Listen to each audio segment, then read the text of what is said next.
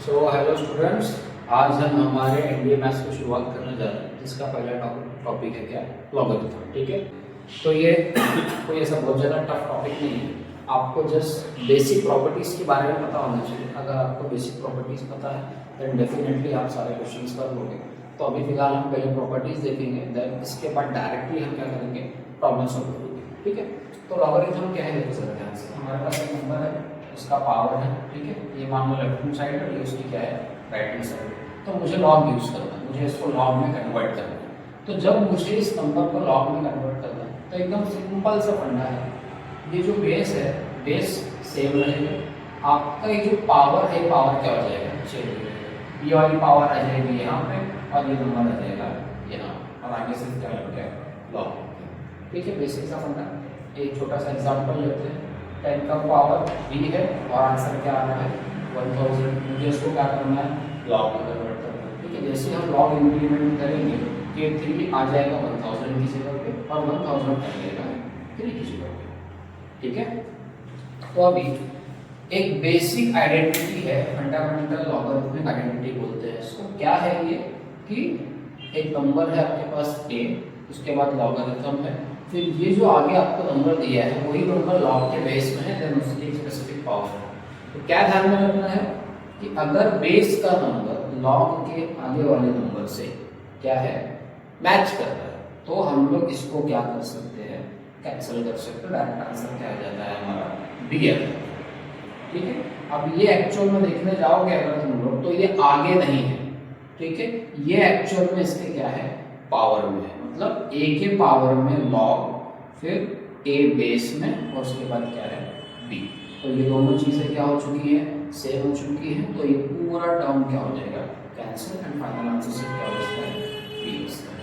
ठीक है, प्रॉपर्टीज में क्या है, हम जब लॉग मल्टीप्लाई करते हैं तो आंख बंद करके, अगर लॉग मल्टीप्लाई कर रहा है इसका मतलब आपस में क्या होगा, प्लस।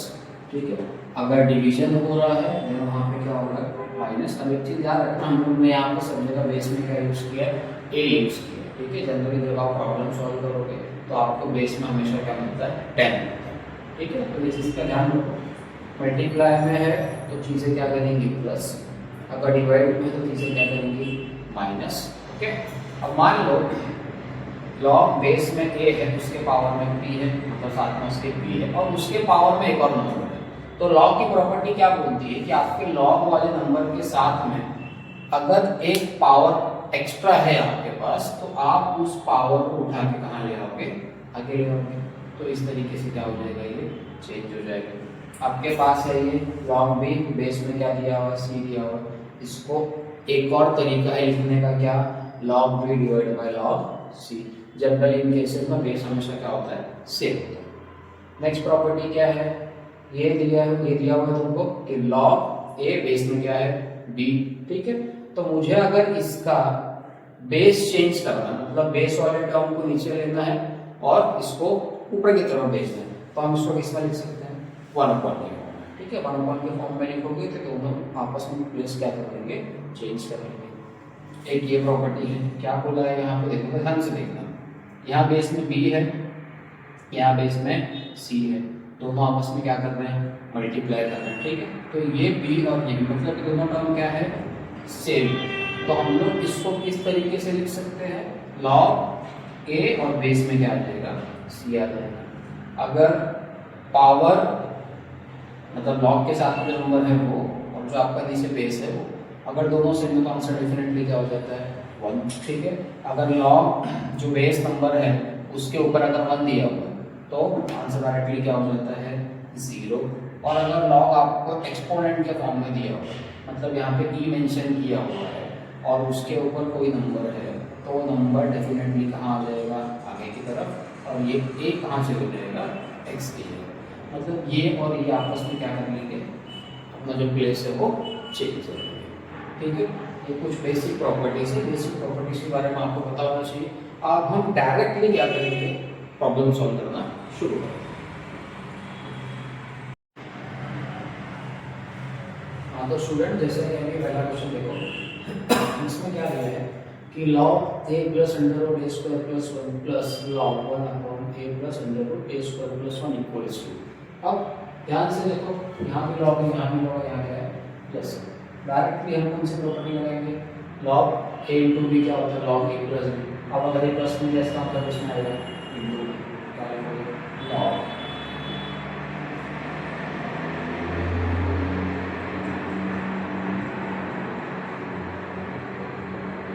ठीक है, क्या होगा कैंसिल, क्या बचा लॉग 1, ठीक है। अब लॉग 1 हमेशा क्या होता है 0, तो आंसर क्या आएगा 0, ठीक है। तो जैसे कंसेप्ट क्लियर होगा आपको तुरंत आंसर मिल जाएगा। जैसे कि मेरे पास लिस्ट है क्वेश्चंस की, जैसे कि अभी हम एक और क्वेश्चन देखते हैं क्या है यहाँ पे। तो बेसिकली हम इसमें क्या प्रॉपर्टी लगाने वाले हैं, प्रॉपर्टी नंबर 4, ठीक है। तो डायरेक्टली हम प्रॉपर्टी अप्लाई करो, उसके अंदर क्या हो जाएगा log x upon log 3 log 2x upon log x वापस into log y upon log 2x equals to log x square upon log x, ठीक है। ये है क्या बच गया log y अपॉन log 3, उसके बाद इस 2 को अपन आगे ले कल फिर से ऐसे ले लेंगे, ठीक है। अगर हम इस 2 को आगे ले लेते हैं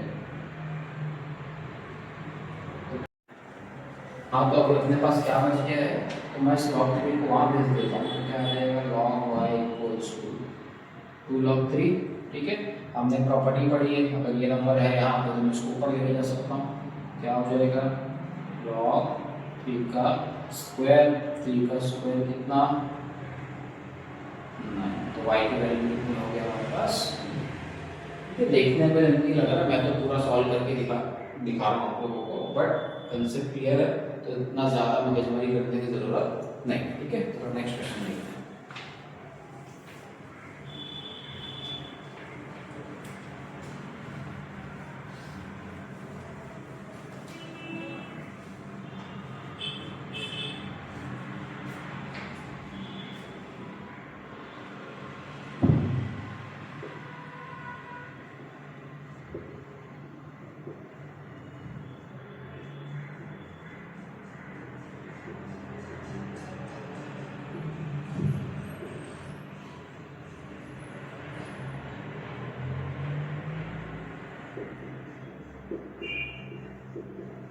चलिए क्वेश्चन जरा देखो और एक बार ट्राई करो, सोचो कि इसको किस तरीके से सॉल्व किया जा सकता है, ठीक है। देखो कभी भी पहले तो क्वेश्चन देखो हम लोग लिख लेते हैं क्या है ये क्वेश्चन हमारा,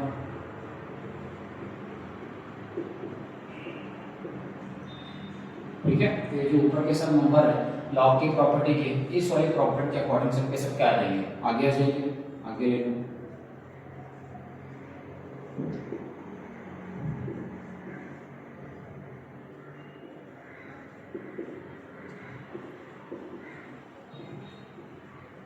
ठीक है। अब ये हो गया नंबर, ये नंबर, ये नंबर, 5 2 10 10 3 30, सिंपल क्या गया 30। अब ये log x अपॉन y है, हम लोग इसके अंदर एक प्रॉपर्टी लगा सकते हैं, तो क्या हो जाएगा log x log y से log y log x, ये क्या हो गया सेम, ये वाली प्रॉपर्टी क्या बोलती है, इसका आंसर क्या है 1, ठीक है। ये क्या है, ये क्या है, ये क्या है, ये क्या आंसर कितना है, ठीक है। जस्ट रूल्स अप्लाई करते हैं, बाकी कुछ भी नहीं। चलो क्वेश्चन और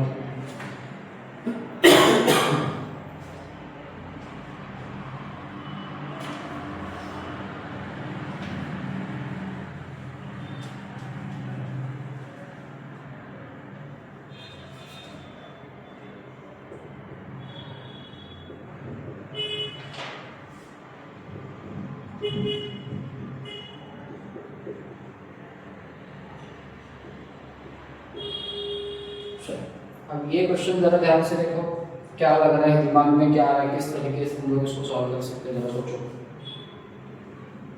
देखो सबसे पहले तो हम क्या करेंगे, अच्छा इसका ऑप्शन लिखना भूल गए, ऑप्शन तो लिख लीजिए।